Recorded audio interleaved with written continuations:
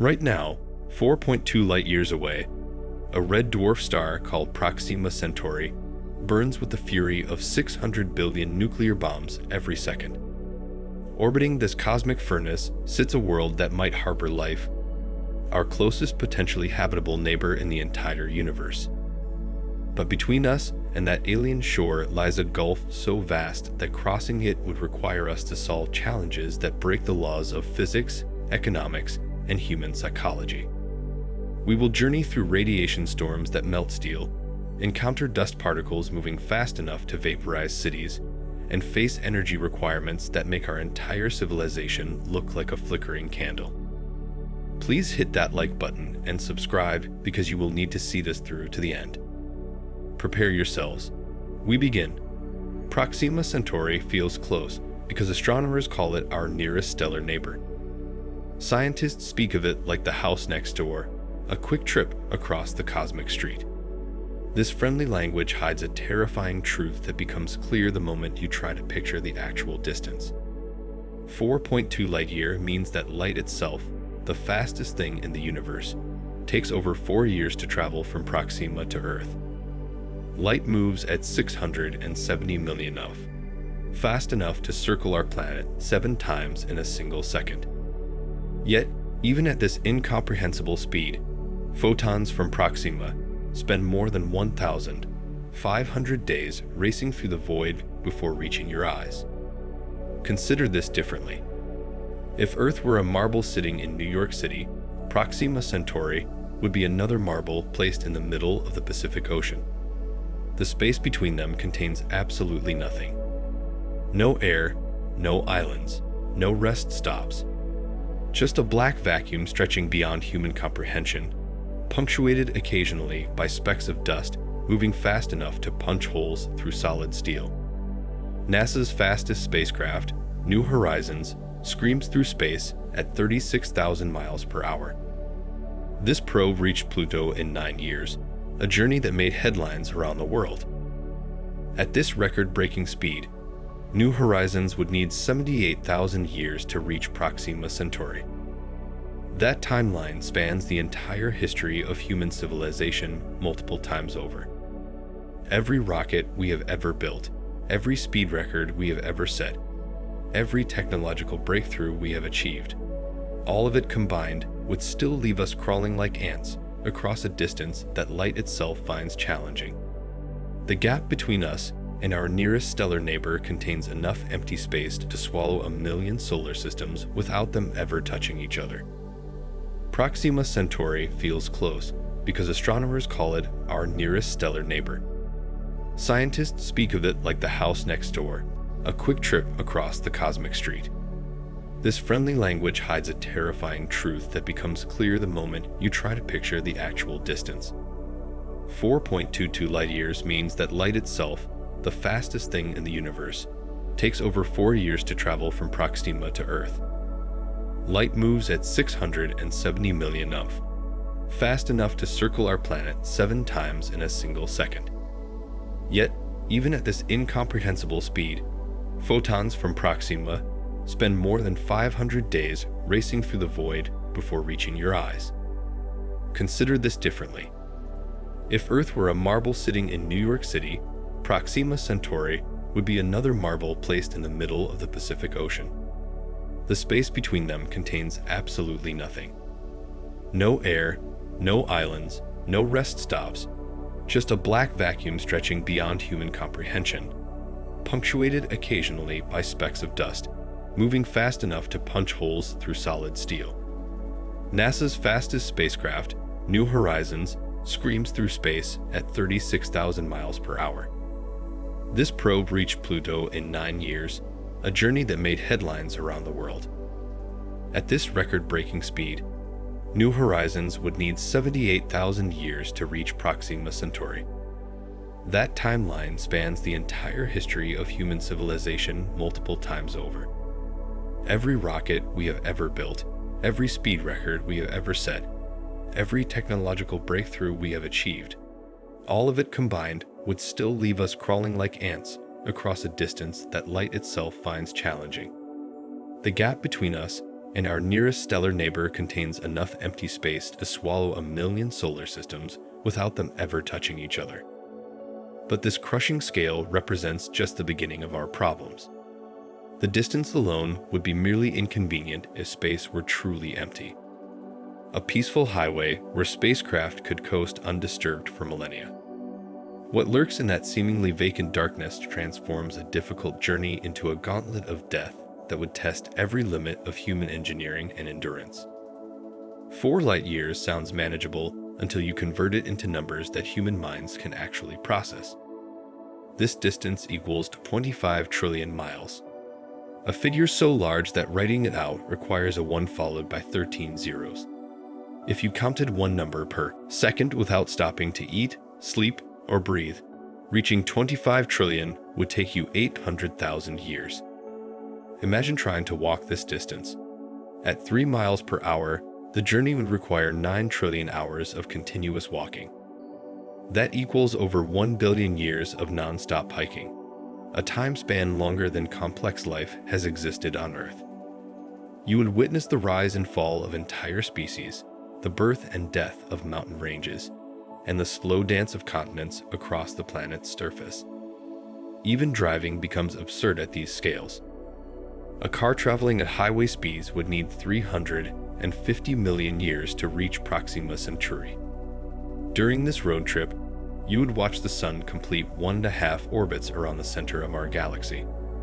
Dinosaurs would evolve, rule the Earth, and go extinct twice over while you held the steering wheel. The fastest commercial airliner maxes out at 600 miles per hour. At this speed, reaching Proxima would take 4.7 million years.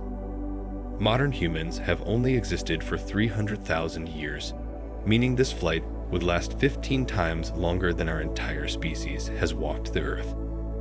The pilot would need to account for ice ages, the evolution of agriculture, the rise of civilization, and the development of space travel itself.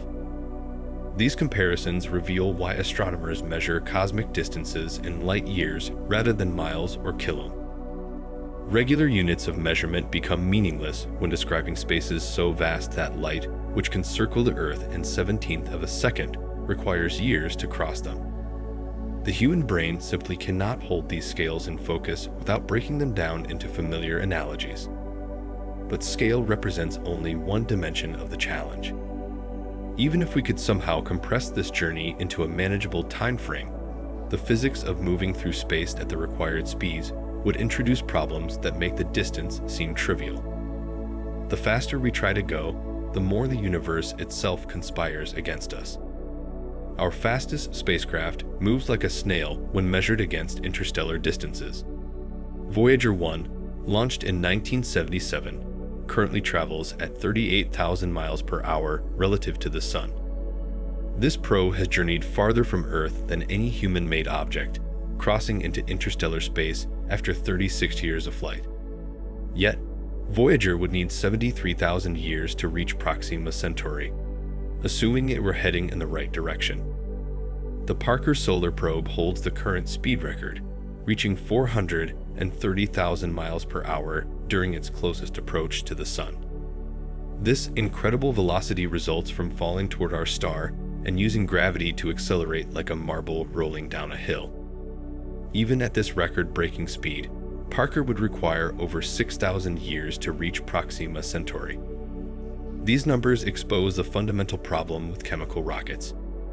Every spacecraft ever launched relies on burning fuel to create thrust. But carrying enough fuel for an interstellar journey creates an impossible equation. The more fuel you load, the heavier your spacecraft becomes. The heavier your spacecraft, the more fuel you need to accelerate it. This vicious cycle quickly spirals into absurdity. Chemical rockets max out at specific impulse values that make interstellar travel laughably impractical. Even if you built a rocket the size of a skyscraper and filled it entirely with the most efficient fuel possible, it could only accelerate a small payload to a tiny fraction of the speed needed for reasonable interstellar travel. The math simply does not work with conventional propulsion. Consider the space shuttle, which weighed 4.4 million pounds at launch, but delivered only 250,000 pounds to orbit.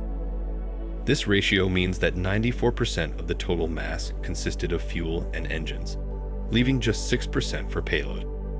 Scaling this approach to interstellar speeds would require fuel masses larger than planets. Ion drives offer better efficiency, but generate thrust measured in ounces rather than tons. These engines can run for years using tiny amounts of fuel, gradually accelerating spacecraft to impressive speeds.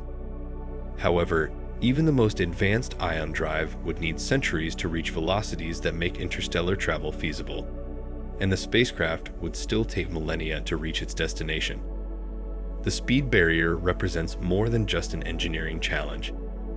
It reveals the fundamental limitations of carrying your energy source with you on a journey that spans light years. The energy needed to send even a small spacecraft to Proxima Centauri dwarfs the total power output of human civilization. Accelerating 1 ton of mass to 10% of light speed at reasonable minimum for interstellar travel requires 900 billion joules of energy. This figure equals the total energy consumption of the entire United States for over 2,000 years. These calculations assume perfect efficiency, meaning 100% of the energy goes directly into accelerating the spacecraft with zero waste. Real engines waste enormous amounts of energy as heat, light, and exhaust velocity. Chemical rockets convert less than 3% of their fuel energy into useful thrust. Even advanced ion drives achieve efficiencies below 50%. Accounting for realistic inefficiencies multiplies the energy requirements by factors of 10 or more. The numbers become even more staggering when you consider that spacecraft must also decelerate at their destination. Newton's laws of motion apply in space just as they do on Earth. An object in motion stays in motion unless acted upon by an external force. A spacecraft traveling at 10% of light speed would zip past Proxima Centauri in minutes unless it carries enough fuel to slow down and enter orbit. This deceleration requirement doubles the energy budget, assuming you use rockets for both acceleration and braking. Some mission designs propose using magnetic fields or radiation pressure from the destination star to slow down, but these exotic braking systems remain theoretical. Most practical proposals still require the spacecraft to carry deceleration fuel, doubling an already impossible energy requirement. Compare this to our current energy production capabilities. All the power plants on Earth, nuclear, coal, natural gas, solar, wind, and hydroelectric combined, generate about 28 trillion watts continuously. Running every power plant on the planet for over 2 centuries would produce enough energy to send 1 ton toward Proxima Centauri, assuming perfect efficiency and no other energy needs for human civilization. Building an interstellar spacecraft would require dedicating the entire energy output of human civilization for longer than recorded history has existed. This assumes we could store the energy without losses, build perfect engines, and convince 8 billion people to live without electricity while we prepare for a journey that might fail. The energy barrier reveals why serious interstellar mission proposals focus on tiny payloads measured in grams rather than tons. Space radiation transforms the journey to Proxima Centauri into a 4-year bombardment that would cook any human crew from the inside out. Beyond Earth's protective magnetic field and atmosphere, cosmic rays string through the solar system like invisible bullets fired from exploding stars and distant galaxies. These high-energy particles punch through spacecraft hulls, equipment, and human tissue with ease. Cosmic ray particles travel at nearly the speed of light, carrying energies millions of times greater than anything produced in Earth-based particle accelerators. When these rays strike human cells, they shatter DNA molecules, trigger cancers, and cause radiation sickness that kills within weeks. A crew traveling to Proxima would receive radiation doses equivalent to getting a full-body CT scan every single day for 4 years straight. The sun occasionally unleashes solar storms that make cosmic ray background radiation look gentle. During these events, our star hurls billions of tons of charged particles into space at speeds up to 5 million of. Astronauts on the International Space Station retreat to shielded compartments during major solar storms, but even low Earth orbit provides some protection from Earth's magnetic field. A crew traveling between stars would face these storms with no shelter except what they carried with them. Shielding spacecraft against radiation requires massive amounts of material. Lead blocks radiation effectively, but weighs over 700 pounds per cubic foot. Surrounding a crew compartment with just 3 feet of lead shielding would add thousands of tons to the spacecraft mass. Water provides cheaper radiation protection and serves double duty as drinking water. But effective shielding still requires layers several feet thick. The weight penalty for radiation shielding conflicts directly with the energy requirements for interstellar travel. Every pound of shielding material multiplies the fuel needed to accelerate the spacecraft. Adding enough shielding to protect the crew makes the energy requirements even more impossible than they already were. Mission planners face an impossible choice between cooking the crew with radiation or making the spacecraft too heavy to reach its destination. Some designs propose using the spacecraft's fuel as radiation shielding, positioning fuel tanks around the crew compartment. This approach works only during the early phases of the journey when fuel tanks remain full. As the engines consume fuel during acceleration, the radiation protection gradually disappears, exposing the crew to increasing doses as the journey progresses. Even robotic spacecraft suffer from radiation damage that degrades electronics, solar panels, and scientific instruments over the course of an interstellar journey. The seemingly empty space between stars contains dust particles that become armor-piercing bullets when encountered at interstellar travel speeds. These microscopic grains of silicon, carbon, and ice drift through the galaxy at relatively low speeds,